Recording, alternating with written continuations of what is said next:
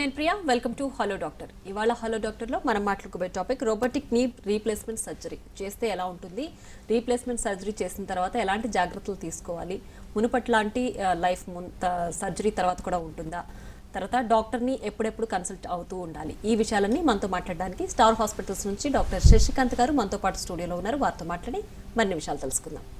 నమస్తే డాక్టర్. నమస్తే. సో ముందుగా రోబోటిక్ నీ రీప్లేస్మెంట్ సర్జరీ, అసలు ఆ సర్జరీ అంటేనే జనరల్గా పేషెంట్స్ ఎక్కువ ఖర్చుతో కూడుకునింది అండ్ ముందులాగా సర్జరీ చేసిన తర్వాత ఉండలేమేమో అన్న భయం ఉంటుంది. సో అసలు సర్జరీ ఎప్పుడు అవసరం పడుతుంది? అంటే ఇప్పుడు నీ రీప్లేస్మెంట్ సర్జరీ అనేది ఆర్థోపెడిక్ సర్జన్స్గా మేము కామన్గా చేసే సర్జరీ. అంటే ఇప్పుడు మోకాళ్ళలో ఏంటంటే most common problem osteo arthritis. అంటే ఏజ్ రిలేటెడ్గా మోకాలు అరిగిపోవడం. ఆ అరిగిపోయే విధానంలో ఏంటంటే ఈ ఒక 4 స్టేజ్ల్లో పాస్ అవుతుంది మోకాలు. లాస్ట్ స్టేజ్లో ఏమవుతుందంటే ఆ మోకాల్లో ఉన్న కార్టిలేజ్ అంతా అరిగిపోయి బోన్ టచ్ అయ్యే స్టేజ్కి వచ్చేస్తారు. ఆ టైంలో ఏంటంటే వాళ్ళకి మామూలుగా నడిచిన ప్రతి స్టెప్ నొప్పితో ఉండడం, రాత్రిపూట నిద్ర పట్టకపోవడం, ఇంట్లో పనులు చేసుకోవడం కూడా కష్టంగా ఉండడం, ఎక్కువ దూరం నడవలేకపోవడం, ఈ ప్రాబ్లమ్స్ ఉంటాయి. సో మనం ఎక్స్రే తీసినప్పుడు అది అడ్వాన్స్ స్టేజ్ ఆఫ్ ఆర్థరైటిస్లో ఉండి పేషెంట్స్కి మనం చెప్పిన విధానంలో ఇన్ని సిమ్టమ్స్ ఉన్నప్పుడు మనం నీ రీప్లేస్మెంట్ సర్జరీ అని చేస్తాం. It's a very commonly done surgery or a successful surgery. Grade 4లో నీ ఆర్థరైటిస్ ఉన్న వాళ్ళకి నీ రీప్లేస్మెంట్ సర్జరీ చేస్తే దాని రిజల్ట్స్ చాలా బాగుంటాయి. అంటే నీ రీప్లేస్మెంట్ సర్జరీ అనేది ట్రెడిషనల్గా మనం ఇంతకుముందు కూడా చేస్తూ ఉన్నాం, చాలా సంవత్సరాల నుంచి చేస్తున్నాం.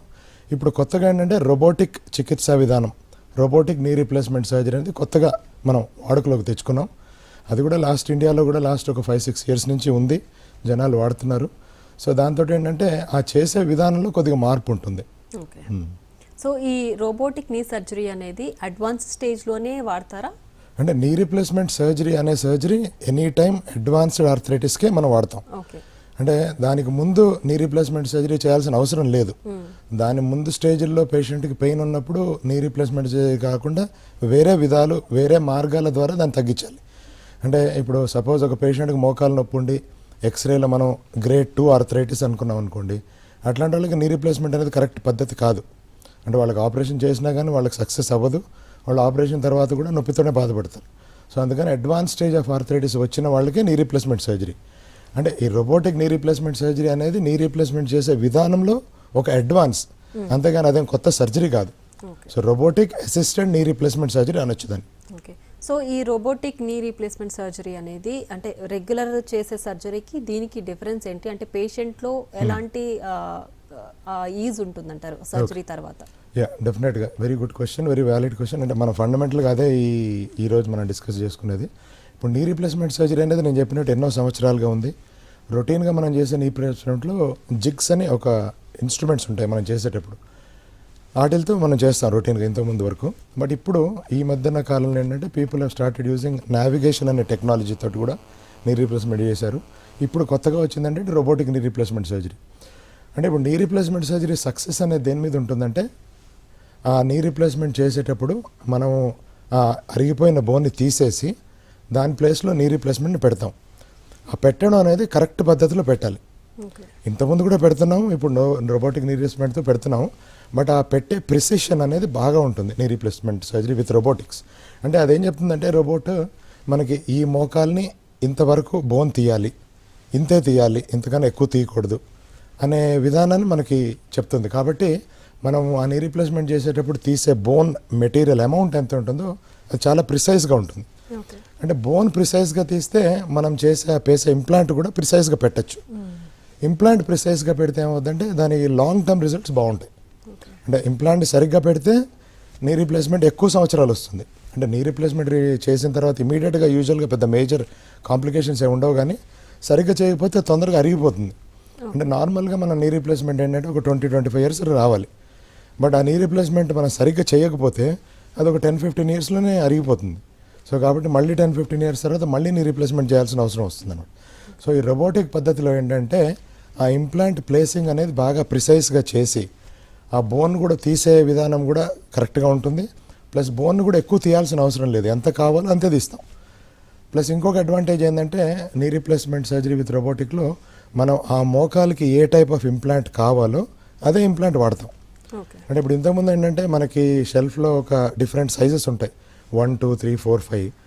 దాంట్లో ఒక్కొక్కసారి 5 పట్టచ్చు, ఒక్కొక్కసారి 4 పట్టచ్చు. సపోజ్ 4.5 అయిందనుకోండి, అట్లాంటి పద్ధతుల్లో కొద్దిగా ట్రెడిషనల్ నీ రీప్లేస్మెంట్లో మనకు ఆ ఫెసిలిటీ లేదు, ఫ్లెక్సిబిలిటీ. ఆ ఫ్లెక్సిబిలిటీ మనకి రోబోటిక్ నీ రీప్లేస్మెంట్తో వస్తుంది. సో వీటిలన్నిటితో ఏంటంటే ఒకటి ఇంకోటి ఆపరేషన్ చేసేటప్పుడు రోబోటిక్ పద్ధతిలో మనం మోకాలు చుట్టూతో రిలీజెస్, సాఫ్ట్ టిష్యూ రిలీజ్ అంటాం. అంటే ఇప్పుడు నీ రీప్లేస్మెంట్ చేయాలంటే కట్ చేయాలి, ఓపెన్ చేయాలి, బోన్ ఎక్స్పోజ్ చేయాలి, కట్ చేయాలి. ఆ కట్ చేసే పద్ధతిలో మనం చుట్టుపక్కల మజిల్స్ని వాటిని కూడా కొద్దిగా రిలీజ్ చేయాలి. సో ఈ రోబోటిక్ పద్ధతిలో ఏంటంటే ఆ రిలీజ్ చేయాల్సిన అవసరం అంత ఎక్కువగా ఉండదు. దాంతో ఏంటంటే పేషెంట్కి పోస్ట్ ఆపరేటివ్గా పెయిన్ తక్కువ ఉంటుంది, ప్లస్ రికవరీ కూడా కొద్దిగా ఫాస్ట్గా ఉంటుంది. ఓకే. అది. అంటే ఈ ప్రొసీజర్ అంతా కూడా అంటే రోబోటిక్ నీ Knee రీప్లేస్మెంట్ replacement. అనేది మాన్యువల్ గా చేసే పద్ధతి కూడా ఉంటుందా? మాన్యువల్ కి ఈ రోబోటిక్ కి అంటే డిఫరెన్స్ అదేనండి, కరెక్టే. ఇప్పుడు అంటే రోబోటిక్ సర్జన్స్ ఉంటారా? ఉంటారు. Yeah, exactly. So that's good question. రోబోటిక్స్లో 2 టైప్స్ ఉంటాయండి, ఓకే. Semi automatic, automatic. అంటే ఇప్పుడు రోబో ఎట్లా పనిచేస్తుందంటే దాంట్లో మనం ఫీడ్ చేసే ఇన్ఫర్మేషన్ బట్టి అది రెస్పాన్స్ ఇస్తుంది. ఓకే. అంటే ఇన్ఫర్మేషన్ ఫీడ్ చేసే పద్ధతులు 2 రకాలుగా ఉంటాయి. ఒకటేమో ఇమేజ్ గైడెడ్, ఇంకోటి ఇమేజ్ లెస్. ఇమేజ్ గైడెడ్ రోబోస్లో ఏమవుతుందంటే మన ఆపరేషన్కి ముందే పేషెంట్ సిటీ స్కాన్ అవన్నీ చేసి కంప్యూటర్లో అవన్నీ ఎక్కించి ఆ రోబోకి ఫీడ్ చేస్తాం అనమాట. అప్పుడు ఆ రోబో ఏంటంటే ఆపరేషన్ చేసేటప్పుడు మనం ఇంత బోన్ తీయాలని చెప్తుంది. That is image guided robotic knee replacement. సెకండ్ది ఏంటంటే ఇమేజ్ లెస్. అంటే దానికి ఏంటి, మనం ఎక్స్రేలు, సిటీ స్కాన్లు ఎక్స్రేలు చేయాలి కానీ బట్ సిటీ స్కాన్లు, ఎంఆర్ఐలు ఏం అవసరం లేదు. ఆపరేషన్ చేసేటప్పుడే మనము ఆ మోకాల దగ్గర నుంచి రోబోకి ఇన్ఫర్మేషన్ పాస్ చేస్తాం అనమాట. అంటే ఈ మోకాలు ఇంత వంకర ఉంది, ఇంతవరకు బెండ్ అవుతుంది, ఇంతవరకు ఓపెన్ అవుతుంది, ఇంతవరకు క్లోజ్ అవుతుంది, అట్లాంటి ఫీడ్బ్యాక్ అంతా రోబోట్కి ఇస్తే ఆ రోబో అప్పుడు మనకి ఇమ్మీడియట్గా ఇన్ఫర్మేషన్ ఇస్తుంది. అంటే ఇంత కట్ చేయండి, ఇన్ని కట్ చేయండి, ఈ యాంగిల్లో కట్ చేయండి, ఇంతే కట్ చేయండి అని ఇస్తుంది అనమాట. అట్లా 2 పద్ధతులు, image guided and image less. Plus robot పనిచేసే విధానం కూడా 2 రకాలు ఉంటాయి. ఒకటి ఏంటంటే ఆటోమేటిక్ రోబో. అంటే అది బేసిక్గా ఇన్ఫర్మేషన్ అంతా ఫీడ్ చేసిన తర్వాత సర్జన్ ఉంటాడు, బట్ ఆ కట్స్ అన్ని కూడా రోబోటే చేసేస్తుంది. సెకండ్ ఏంటంటే రోబోటిక్ అసిస్టెడ్ అనమాట. దాంట్లో ఏంటంటే సర్జన్ ఉంటాడు, రోబో ఉంటుంది, ఆ రోబోటిక్ ఆర్మ్ అని ఉంటుంది అనమాట. ఆ రోబో నుంచి వచ్చే ఒక సా, ఆ సా వెళ్ళి అక్కడ నిల్చుంటుంది అనమాట. అంటే ఇక్కడ కట్ చేస్తే బాగుంటుంది అని, అప్పుడు సర్జనే కట్ చేస్తాడు దాన్ని. సో సర్జన్ కట్ చేయడం అడ్వాంటేజ్ ఏంటంటే మనం ఎంతవరకు ఆపాలి, ఎంతవరకు కట్ చేయాలనేది కొద్దిగా సర్జన్ కంట్రోల్లో ఉంటుంది. అదర్వైజ్ ఈ ఆటోమేటిక్ రోబోట్స్లో ఏంటంటే అదే కట్ చేసేస్తుంది ఎంతవరకు అనేది. ఒక్కొక్కసారి దాంతో కొద్దిగా జాగ్రత్తగా ఉండాల్సి ఉంటుంది. ఓకే. అండ్ వన్స్ సర్జరీ అయిపోయిన తర్వాత అంటే రోబోటిక్ ఆటోమేటెడ్ సర్జరీ చేసిన తర్వాత పేషెంట్ రెస్ట్ ఎంతవరకు అవసరం ఉంటుంది? రెగ్యులర్ లైఫ్కి అతను ఎంత టైం తీసుకుంటాడు? అంటే ఇప్పుడు నీ రీప్లేస్మెంట్ సర్జరీ తర్వాత రెస్ట్ అనేది ఉండదండి. ఓకే. అంటే రెస్ట్ అనేది అడ్వైస్ చెయ్యం పేషెంట్కి. ఓకే. అంటే రీప్లేస్మెంట్ సర్జరీ చేసిన తర్వాత ఇమీడియట్గా patient can walk, and patient should walk. Okay. అంటే నీ రీప్లేస్మెంట్ చేసి మనం రెస్ట్ తీసుకుంటే నీ రీప్లేస్మెంట్ పనిచేయదు. సో నీ రీప్లేస్మెంట్ కావాల్సింది ఏంటంటే సర్జరీ తర్వాత అంత మూమెంట్. ఎంత తొందరగా మనం మూమెంట్ ఇవ్వగలిగితే అంత రిజల్ట్స్ బాగుంటాయి. సో కాబట్టి సర్జరీ అయిన తర్వాత నీ రీప్లేస్మెంట్ పేషెంట్కి రెస్ట్ అనేది ఏం లేదు. బట్ రోబోటిక్ రీప్లేస్మెంట్కి, ట్రెడిషనల్ నీ రీప్లేస్మెంట్కి ఇద్దరికి ఆపరేషన్ తర్వాత ఫిజియోథెరపీ అనేది అవసరం. సో ఆపరేషన్ అయిన నెక్స్ట్ డే నుంచే వీళ్ళుంటే యూజువల్గా ఆన్ ది సేమ్ డే, పొద్దునే సర్జరీ అయితే ఈవినింగ్ నుంచే ఫిజియోథెరపీ అనేది స్టార్ట్ చేస్తాం. సో దాంతో యూజువల్గా రిజల్ట్స్ బాగుంటాయి. అండ్ ఈ ఫిజియోథెరపీ అనేది కూడా మాన్యువల్గా చేస్తారు? మాన్యువల్గా చేస్తాం. కొన్ని సందర్భాల్లో సిపిఎం మెషిన్ అని ఉంటుంది, కంటిన్యూస్ ప్యాసివ్ మోషన్ అని. అంటే అది కూడా మన రోబోటిక్ సప్లిమెంటరీగా ఉంటుంది. సో అదేంటంటే ఫిజియోథెరపీ చేసేటప్పుడు మన మిషన్కి ఎంతవరకు బెండ్ చేయాలి, ఎంతవరకు స్ట్రైట్ చేయాలని ఫీడ్ చేస్తే అదే పేషెంట్కి హెల్ప్ చేస్తుంటుంది అనమాట. సో అది కంటిన్యూస్ ప్యాసివ్ సిపిఎం మెషిన్ అని ఒకటి ఉంటుంది. బట్ అదర్వైజ్ ట్రెడిషనల్గా మనం చేసే ఫిజియోథెరపీ యూజువల్గా ఒక 4 to 6 వీక్స్ వరకు పేషెంట్ చేయించుకోవాల్సి ఉంటుంది. సో ఆపరేషన్ సరిగ్గా చేయడం, ఆపరేషన్ తర్వాత ఫిజియోథెరపీ చేయించుకోవడం, చెప్పిన మన ప్రికాషన్స్ అన్ని తీసుకోవడం, వాటితో యూజువల్గా knee replacement is a very successful surgery. Okay. And knee replacement జరిగిన తర్వాత మీరు అన్నారు పేషెంట్ షుడ్ వాక్ అని. అవును. సో అంటే ఓన్లీ రెగ్యులర్ బాడీ ఎలా ఉంటుందో ప్రీవియస్గా, అంటే అసలు రీప్లేస్మెంట్ అవసరం లేని ఒక నార్మల్ పర్సన్ ఎలాంటి యాక్టివిటీస్ చేస్తారో అవన్నీ after replacement patient can do. అదేలేండి, అంటే నీ రీప్లేస్మెంట్ సర్జరీ అని it's a life style modification surgery. అంటే వాళ్ళ జీవన విధానాన్ని మార్చే సర్జరీ. అంటే వాళ్ళు నడవగలుగుతారు, ఇంతకుముందు కూడా నడిచేవాళ్ళే, బట్ ఇంతకుముందు నడిచినప్పుడు they use to have pain, నొప్పితో నడిచేవాళ్ళు. ఇప్పుడు నొప్పి లేకుండా నడుస్తారు. ఇంతకుముందు అయినా బయటకు వెళ్ళాలన్నా, ఫంక్షన్కి వెళ్ళాలన్నా ఆలోచించేవాళ్ళు. ఇప్పుడు నీ రీప్లేస్మెంట్ అయిపోయి సక్సెస్ఫుల్ అయిన తర్వాత they can they don't need to think about it. దాని గురించి ఆలోచించాల్సిన అవసరం లేదు. కొంతమంది వాకింగ్ చేద్దాం అనుకునే వాళ్ళు ఆపేసి ఉంటారు ఈ మోకాళ్ళ నొప్పులతోటి. అట్లాంటివి చేసుకోవచ్చు. అట్లా అని చెప్పి నీ రీప్లేస్మెంట్ చేసిన తర్వాత మనం రన్నింగ్, జంపింగ్, స్పోర్ట్స్ అట్లాంటి యూజువల్గా వాడకూడదని అడ్వైజ్ ఇస్తాము. అంటే దానివల్ల ఏమవుతుందంటే ఆ లోపల వేసిన ప్లాస్టిక్ ఏదైతే ఉంటుందో అది కొంత తొందరగా అరుగుతుంది. అంటే చెయ్యొచ్చు, బట్ యూజువల్గా మన అడ్వైజ్ ఏంటంటే యూజువల్గా నీ రీప్లేస్మెంట్ చేసుకునే పేషెంట్స్ కూడా యూజువల్గా 60-70 ఇయర్స్ ఏజ్ గ్రూప్లో ఉంటారు. కాబట్టి వాళ్ళ రిక్వైర్మెంట్స్ కూడా కొద్దిగా తక్కువే ఉంటాయి. అంటే వాళ్ళు ఏం పెద్ద పరిగెత్తాల్సిన అవసరం లేదు. అంటే ఒక వాక్, ఒక రౌండ్ వేయడానికి నొప్పి లేకుండా ఉంటే చాలు, ఇంట్లో తిరిగేటప్పుడు నొప్పి లేకుండా ఉంటే చాలు, పడుకున్నప్పుడు నొప్పి లేకుండా ఉంటే చాలు. సో ఈ రిక్వైర్మెంట్స్ అన్ని నీ రీప్లేస్మెంట్ తర్వాత డెఫినెట్గా they will have benefit. Okay. And మీరు అన్నారు స్పోర్ట్స్ పర్సన్ కావచ్చు, లేదంటే డాన్సర్స్ కావచ్చు, ఇలాంటి వాళ్ళకు అంటే అంత ఏజ్ కాకుండా యంగ్ ఏజ్లోనే వాళ్ళకు రీప్లేస్మెంట్ అవసరం పడి వాళ్ళ రీప్లేస్మెంట్ చేసుకుంటే వాళ్ళ లైఫ్ స్టైల్ ఎలా ఉంటుంది తర్వాత? అంటే ఇప్పుడు రీప్లేస్మెంట్ సర్జరీ అనేది నొప్పిని తగ్గించే ఆపరేషన్ అంతే. అంటే దాని తర్వాత వాళ్ళు డ్యాన్స్ చేస్తారా లేదా అంటే చెయ్యగలుగుతారు, బట్ అడ్వైస్ ఏంటంటే ఎక్కువగా దాన్ని వాడితే తొందరగా అరిగిపోతుంది. ఇప్పుడు మనం ఒక కార్కు కొత్త టైర్ వేస్తామండి, అది ఎన్ని కిలోమీటర్లు నడిస్తే అరిగిపోద్ది అంతే. ఇప్పుడు నీ రీప్లేస్మెంట్ చేసిన తర్వాత కూడా జనాలు దాన్ని సరిగ్గా వాడుకోకపోతే అది కాలక్రమేణా దాని లైఫ్ తగ్గుతుంది అంతే. అంటే they will be able to do it. అంటే ఇప్పుడు డ్యాన్స్ చేయాల్సిన వాళ్ళు కొంతమందికి మీరు అన్నట్టు ఈ 60-70 ఇయర్స్ కాకుండా కొద్దిగా తొందరగానే నీ అరుగుదల వచ్చేస్తుంది ఈ మధ్యకాలంలో. అట్లాంటి వాళ్ళకు కూడా నీ రీప్లేస్మెంట్ చేస్తాము, వాళ్ళకు కూడా ఇదే జాగ్రత్తలు చెప్తాము. But if they really want to do something active like మీరు అన్నట్టు డాన్సింగ్ కానీ స్పోర్ట్స్ కానీ వాళ్ళకి ముందే చెప్తాం. అంటే ప్రాబ్లీ ఈ యాక్టివిటీస్ చేస్తే మీ మోకాలు కొద్దిగా తొందరగా అరిగిపోయే అవకాశం ఉంది. సో దానికి మీరు ఓకే అనుకుంటే చేయొచ్చు, బట్ జనరల్ కామన్ అడ్వైజ్ ఏంటంటే అట్లాంటివి అవాయిడ్ చేయమని చెప్తాం. ఓకే. అండ్ ఒకసారి నీ రీప్లేస్మెంట్ జరిగిన తర్వాత మళ్ళీ నీ రీప్లేస్మెంట్ చేసుకునే అవసరం పడుతుందంటారా? డెఫినెట్గా పడుతుంది. Very good question. అంటే నీ రీప్లేస్మెంట్ అనేది వెరీ గుడ్ సర్జరీ, బట్ దాని సక్సెస్ అనేది it depends on number of factors. అంటే నీ రీప్లేస్మెంట్ సర్జరీ చేసే సర్జన్ బట్టి ఉంటుంది, మనం వాడే ఇంప్లాంట్స్ బట్టి ఉంటుంది, మనం వాడే టెక్నాలజీ బట్టి ఉంటుంది, పేషెంట్ ఫిజియోథెరపీ ఎలా చేశాడు దాన్ని బట్టి ఉంటుంది, పేషెంట్ మోకాలు ఆపరేషన్ తర్వాత మోకాలను ఎలా వాడుకున్నాడు దాన్ని బట్టి ఉంటుంది. సో ఇప్పుడు నీ రీప్లేస్మెంట్ సర్జరీ అయిన తర్వాత ఏంటంటే మనం నీ రీప్లేస్మెంట్ సర్జరీలో ఏం చేస్తామంటే అరిగిపోయిన బోన్ని షేవ్ చేసేసి దానిపైన మెటల్ క్యాప్ పెడతాం, రెండు వైపులా పెట్టి మధ్యలో ప్లాస్టిక్ పెడతాం. సో ప్లాస్టిక్ అనే దానికి కూడా కొద్దిగా లైఫ్ ఉంటుంది. So over a period of time ఆ ప్లాస్టిక్ అరిగిపోయి ఒక్కొక్కసారి మోకాలు లూజ్ అయిపోతుంది దాంతో. సో అట్లాంటప్పుడు పేషెంట్ నడిచినప్పుడు నొప్పి రావడం, ఎక్కువ దూరంగా నడవలేకపోవడం అవన్నీ జరుగుతుంటాయి. అట్లాంటి టైంలో we do what is called is revision నీ రీప్లేస్మెంట్ సర్జరీ. అంటే ఉన్న నీ రీప్లేస్మెంట్ లూజ్ అయిపోయిన కాంపోనెంట్స్ అన్ని తీసేసి కొత్త నీ రీప్లేస్మెంట్ పెడతాం. So that is always there. అంటే ఇప్పుడు మనం చూసే నీ రీప్లేస్మెంట్లో కూడా ఆ రివిజన్ నీ రీప్లేస్మెంట్ అనేది వెరీ కామన్గా అయ్యే సర్జరీ. ఎందుకంటే replacement has been in place for a long time now. So many years నుంచి చేసుకున్న వాళ్ళు కాలక్రమేణా అరుగుతుంది, అరిగే అవకాశం చాలా ఎక్కువగా ఉంది. కాబట్టి ఆ రివిజన్ నీ రీప్లేస్మెంట్ అనేది కూడా చేస్తుంటాం. Right doctor. అయితే జనరల్గా ఏ పేషెంట్ అయినా సరే సర్జరీ అన్న తర్వాత చెప్పిన వెంటనే సర్జరీకి ఒప్పుకోరు, సెకండ్ ఒపీనియన్, థర్డ్ ఒపీనియన్ కూడా తీసుకొని తర్వాత సర్జరీకి వెళ్తారు. సో ఈ రోబోటిక్ నీ రీప్లేస్మెంట్ సర్జరీ అనేది మీరు సజెస్ట్ చేసిన వెంటనే పేషెంట్ ఎలా తీసుకుంటారు దాన్ని, వెంటనే పేషెంట్ దానికి రెడీ ఉంటారా? అంటే ఇప్పుడు ప్రస్తుతానికి పేషెంట్స్కి అవగాహన పెరిగింది. అంటే నీ రీప్లేస్మెంట్ అనే దాని మీద చాలా అవగాహన ఉంది. దాంట్లో చేసే విధానాల్లో కూడా ఈ రోబోటిక్ టెక్నాలజీ వచ్చిందని చాలామంది పేషెంట్స్కి తెలుసు, they are aware of it. అంటే ఇప్పుడు మనం వచ్చిన తర్వాత పేషెంట్కి ఏం చెప్తామంటే రోబోటిక్ నీ రీప్లేస్మెంట్ చేయడం వల్ల కొన్ని అడ్వాంటేజెస్ ఉన్నాయి, but only disadvantage or probably drawback with robotic knee replacement ఏంటంటే it will add some extra cost. అంటే ఇప్పుడు నీ రీప్లేస్మెంట్ రోబోటిక్గా చేస్తే దానికి సంబంధించి కొద్దిగా కాస్ట్ కొద్దిగా ఎక్కువ అవుతుంది. సో ఫైనాన్షియల్గా వాళ్ళకైనా బర్డెన్ అనుకుంటే they don't need to go for robotic, normal ట్రెడిషనల్గా నీ రీప్లేస్మెంట్ చేయించుకోవచ్చు. సో ఫైనాన్షియల్గా బర్డెన్ కాదనుకున్న వాళ్ళు రోబోటిక్ నీ రీప్లేస్మెంట్కి వెళ్తారు. And some people come prepared, అంటే వాళ్ళే ప్రిపేర్ అయ్యి వస్తారు, నాకు రోబోటిక్ నీ రీప్లేస్మెంటే కావాలి. సో అట్లాంటి వాళ్ళతో పెద్ద డిస్కషన్ ఏమి ఉండదు.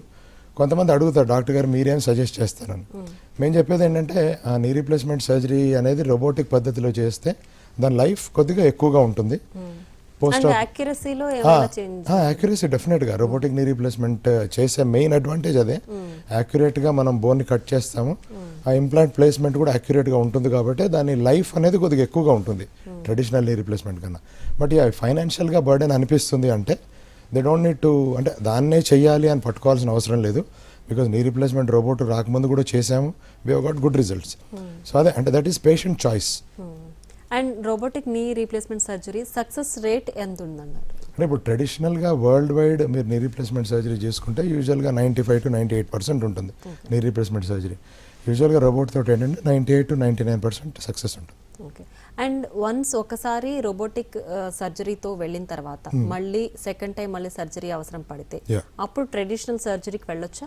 వెళ్ళొచ్చు డెఫినెట్గా. యూజువల్గా రివిజన్ నీ రీప్లేస్మెంట్ అనే దాంట్లో రోబోటిక్ అనే ట్రెడిషనల్ సర్జరీనే బెటర్గా ఉంటుంది. ఓకే. సో అంటే ఇందాక మీరు అన్నారంటే ఈ రోబోటిక్ సర్జరీతో అయితే మనకు ఎక్కువ లైఫ్ ఉంటుంది. అవును, life of the implant. Okay. So అలాంటప్పుడు మనం మాన్యువల్ గా ఫస్ట్ మాన్యువల్ గా చేసుకున్న తర్వాత కూడా మాన్యువల్ గా చేసుకోవచ్చు. ఫస్ట్ రోబోటిక్ చేసిన తర్వాత మాన్యువల్ చేసుకోవచ్చు. అదేం పద్ధతి, చేసే పద్ధతి అంతే. అంతేగా nothing is going to change. Okay. So patient robotic సర్జరీకి వెళ్తున్నప్పుడు ఎలాంటి ప్రికాషన్ తీసుకోవాలి, లేదంటే ఎలాంటి జాగ్రత్తలు వాళ్ళ లైఫ్ స్టైల్లో ఉండాలంటారు? అంటే ఇప్పుడు నీ రీప్లేస్మెంట్ చేసే విధానంలోనే రోబోటిక్ యూజ్. దాని తర్వాత ట్రెడిషనల్ నీ రీప్లేస్మెంట్ అయినా రోబోటిక్ నీ రీప్లేస్మెంట్ అయినా సేమ్ ప్రికాషన్స్, దాంట్లో ఏం చేంజ్ ఉండదు.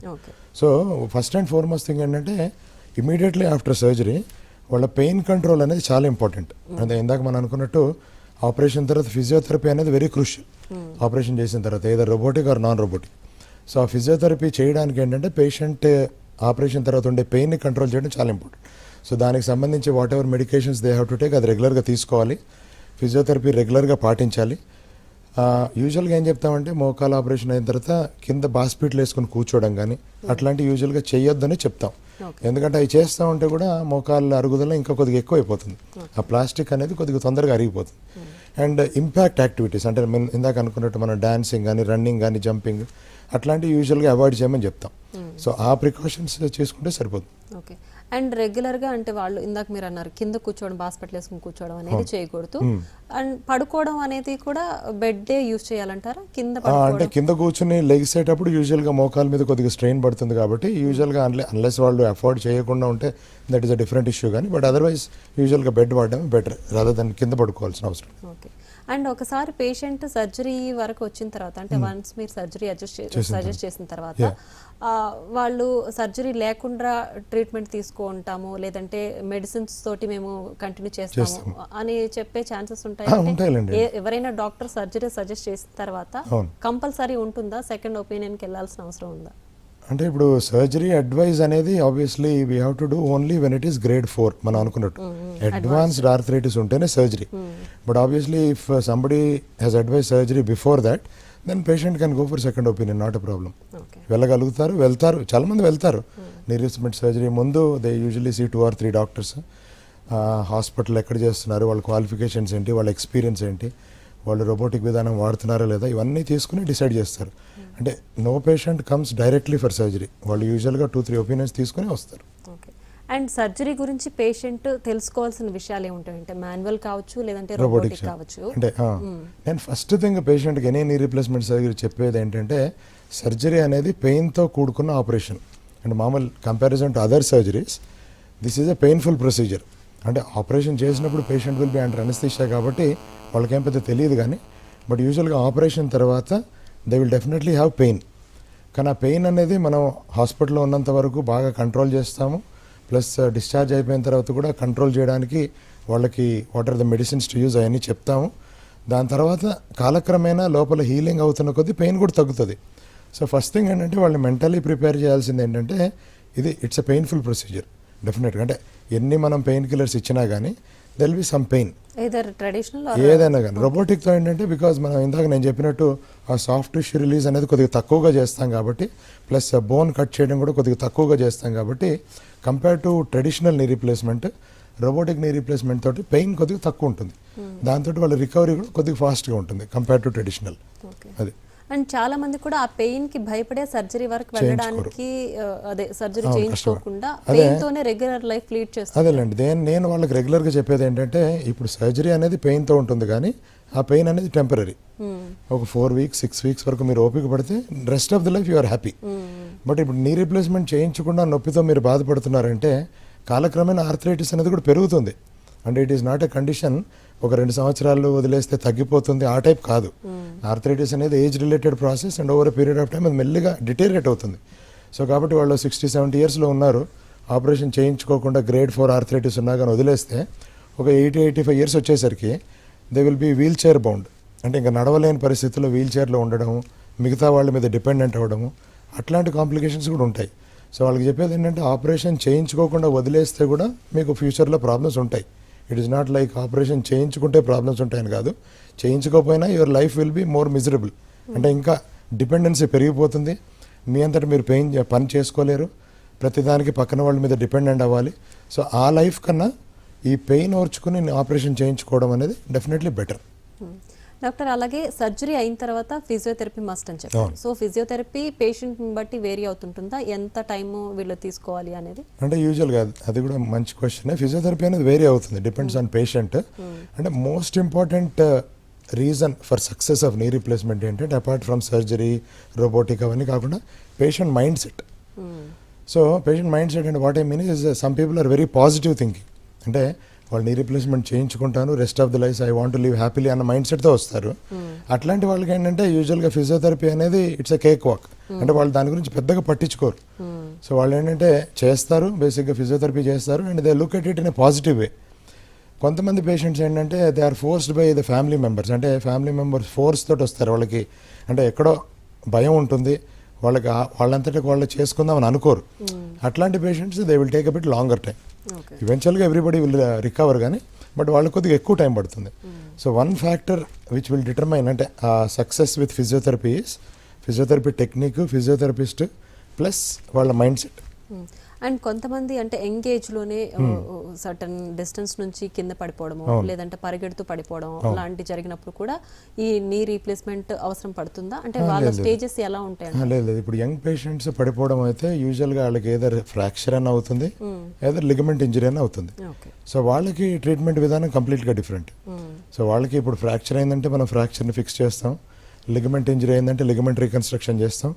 ఆ ఇంజరీని సరిగ్గా ట్రీట్ చేస్తే they will get back to normalcy. వాళ్ళకి నీ రీప్లేస్మెంట్ ఇప్పుడు ఇమీడియట్గా ఏం అవసరం ఉండదు.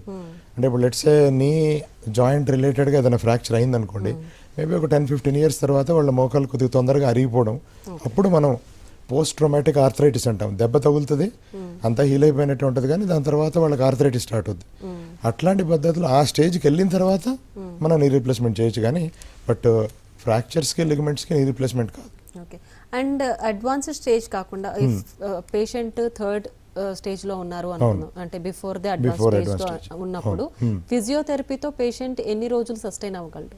అంటే దట్ ఆల్సో డిపెండ్స్. అంటే వాళ్ళు ఫిజియోథెరపీ అనేది ఎంత క్రమబద్ధంగా చేస్తున్నారు. అంటే ఫిజియోథెరపీతో ప్రాబ్లం ఏంటంటే ఎవ్రీ పేషెంట్ ఒక 2 days 3 days చేస్తారు, వాళ్ళకి పెద్ద రిలీఫ్ రాదు. They decide it is not working, ఇది పని చేయట్లేదు. సో ఫిజియోథెరపీతో కావాల్సింది ఏంటంటే పేషెన్స్. ఇప్పుడు మీరు అన్నట్టు స్టేజ్ 4 కాకుండా ఎవ్రీ స్టేజ్ 1, 2, 3 వాళ్ళందరికీ ఫిజియోథెరపీ ఇస్ మస్ట్. ఫిజియోథెరపీలో ఏంటంటే మనం చేసే విధానంలో ఆ మోకాలు చుట్టూతో ఉన్న మజిల్స్ని స్ట్రెంగ్త్ పెంచుతాం. ఆ ఎక్సర్సైజులు రెగ్యులర్గా చేస్తుంటే ఏంటంటే మజిల్స్ స్ట్రాంగ్ అయ్యి ఆ మోకాల మీద అంత ఎక్కువ ప్రెషర్ పడదు, దాంతో వాళ్ళకి అంత ఎక్కువ పెయిన్ ఉండకూడదు అనమాట. ప్లస్ దానికి తోడు కొద్దిగా కార్టిలేజ్ని స్ట్రాంగ్ చేయడానికి కొన్ని మెడిసిన్స్ ఉంటాయి, అవి వాడతాం. కొన్ని సందర్భాల్లో మోకాల్లో గుజ్జు పడడానికి కొన్ని ఇంజెక్షన్స్ లాంటివి కూడా వాడుతుంటాం. ఇవన్నీ వాడిన తర్వాత కూడా వాళ్ళకి పెయిన్ రిలీఫ్ రాకపోవడం, లేకపోతే కాలక్రమేణా వాళ్ళు గ్రేడ్ 4 ఆర్థరైటిస్కి వెళ్ళడం, ఆ సిచ్యువేషన్లో మనం రీప్లేస్మెంట్ చేయాలి. Okay. And individual normal individual ఆ కార్టిలేజ్ని అరిగిపోకుండా కాపాడుకోవాలి, లేదంటే ఫుడ్ ద్వారా మనల్ని మనం హెల్తీగా పెట్టుకోవాలి అంటే ఎలాంటి జాగ్రత్తలు తీసుకోవాలి? అంటే ఒకటి బేసిక్గా పేషెంట్ని నీ స్ట్రెంగ్థనింగ్ అనేది ఇంపార్టెంట్. అంటే నీ చుట్టూతో మజిల్స్ అనేవి వీక్గా ఉంటే నీ జాయింట్ మీద స్ట్రెయిన్ పడుతుంది, దట్ ఈస్ కామన్. అంటే ఇప్పుడు నీ జాయింట్ చుట్టూతో ఉన్న మజిల్స్ మనం స్ట్రెంగ్థనింగ్ చేసుకుంటే యూజువల్గా మోకాల్ కార్టిలేజ్ మీద స్ట్రెయిన్ తక్కువ పడుతుంది. So that the first thing. అంటే కొన్ని సందర్భాల్లో పేషెంట్స్కి ఒక 40-50 ఇయర్స్ తర్వాత కొద్దిగా మోకాలు నొప్పులు స్టార్ట్ అవుతాయి. కంటిన్యూస్గా ఉండవు, ఏదో కొద్దిగా స్ట్రెయిన్ అయినప్పుడు లేకపోతే కొద్దిగా దూరం నడిచినప్పుడు పెయిన్ స్టార్ట్ అవుతుంది. అట్లాంటి వాళ్ళకి ఏంటంటే ఎక్సర్సైజెస్ కంటిన్యూ చేయమంటాం, ప్లస్ బాస్పిట్లు వేసుకుని కింద కూర్చోవద్దు, మెట్లు ఎక్కడం దిగడం చేయొద్దు, అట్లాంటి జాగ్రత్తలు చెప్తాం. దానికి తోడు కొద్దిగా కార్టిలేజ్ స్ట్రెంగ్థనింగ్ మెడిసిన్స్ అవి ఉంటాయి, అవి కూడా వాడతాం. బట్ అంటే ఫుడ్ ద్వారా కార్టిలేజ్ స్ట్రెంగ్థనింగ్ అనేది చాలా తక్కువగా చూస్తాం, దానివల్ల పెద్ద ఉపయోగం ఏముండదు. ఓకే. అంటే ఎలాంటి ఫిట్నెస్ ఇవేమైనా చేయాల్సి ఉంటుంది, అంటే రెగ్యులర్ లైఫ్ స్టైల్లో మోడిఫికేషన్ ఏమైనా చేయాల్సి ఉంటుంది? అంటే ఇప్పుడు చాలా మందికి నడిచేటప్పుడు నొప్పి రావడం, పరిగెట్టినప్పుడు నొప్పి రావడం, లేదంటే ఎక్కువ లాంగ్ టైం కూర్చోవడం లేదంటే నిల్చోవడం వల్ల నొప్పి రావడం ఉంటుంది. సో అలాంటి వాళ్ళు కంపల్సరీ డాక్టర్ దగ్గరికి వెళ్ళి చూపించుకొని ట్రీట్మెంట్ తీసుకోవాల్సిన అవసరం ఉంటుందా, లేదంటే ఈ కార్టిలేజ్ ఇంక్రీజ్ చేసుకోవడం? అంటే ఇప్పుడు నొప్పి అనేది డిఫరెంట్ పర్సన్స్కి డిఫరెంట్ రీజన్ ఉంటుంది. అంటే మీకు నొప్పి రావడానికి నాకు నొప్పి రావడానికి డిఫరెంట్ ఉండొచ్చు. సో ఫస్ట్ థింగ్ ఏంటంటే నొప్పి అనేది కొన్ని రోజులుగా బాధపడుతున్నప్పుడు they definitely have to contact a doctor. ఇప్పుడు డాక్టర్ ఇదేంటంటే బేసిక్గా what is the cause for pain అనేది ఇవాల్యుయేట్ చేయాలి. ఆ ఇవాల్యుయేట్ చేయడానికి రకరకాల ఇన్వెస్టిగేషన్స్ చేస్తాము. ఆ ఇవాల్యుయేషన్ చేసిన తర్వాత what is the cause for pain అనేది మనం ఐడెంటిఫై చేస్తాం. ఇప్పుడు ఆ కాజ్ ఏంటి అనేది ట్రీట్ చేస్తే ఆటోమేటిక్గా పెయిన్ తగ్గుతుంది. సో కాబట్టి ఒక 20-year-old patient knee pain is a different reason, 40-year-oldకి డిఫరెంట్ రీజన్ ఉంటుంది, 60-year-oldకి డిఫరెంట్ రీజన్ ఉంటుంది. సో మనం ఎగ్జామినేషన్ చేసి ఇన్వెస్టిగేట్ చేసి ఇవాల్యుయేట్ చేసిన తర్వాత కాజ్ బట్టి ట్రీట్మెంట్ ఇస్తే most of the time it will be fine. One common problem మనం కనిపించేది ఏంటంటే వైటమిన్ డి డెఫిషియన్సీ అనేది చాలా చూస్తుంటాం. ఎస్పెషల్లీ ఐటీ ప్రొఫెషనల్స్ మీరు అన్నట్టు people are working in close doors, వాళ్ళకి వైటమిన్ డి డెఫిషియన్సీ అనేది వెరీ కామన్. సో వాళ్ళకి ఏంటంటే వైటమిన్ డి సప్లిమెంట్స్ అనేవి రెగ్యులర్గా ఇవ్వడము, ప్లస్ సన్ ఎక్స్పోజర్కి ఎక్కువగా అవ్వడం అనే అడ్వైజ్ ఇవ్వడం, ప్లస్ స్ట్రెంగ్థనింగ్ ఎక్సర్సైజ్ రెగ్యులర్గా చేసుకోమని చెప్పడం కామన్గా అడ్వైస్ చేస్తాం. Right doctor, thank you so much. Surgery ఎప్పుడు అవసరం పడుతుంది, అలాగే తీసుకున్న తర్వాత ఎలాంటి ప్రికాషన్స్ తీసుకోవాలి, చాలా క్లియర్గా ఎక్స్ప్లెయిన్ చేశారు. Thank you so much. Right, చూసారు కదా, ఇది ఇవాల్టి hello doctor. Keep watching NTV.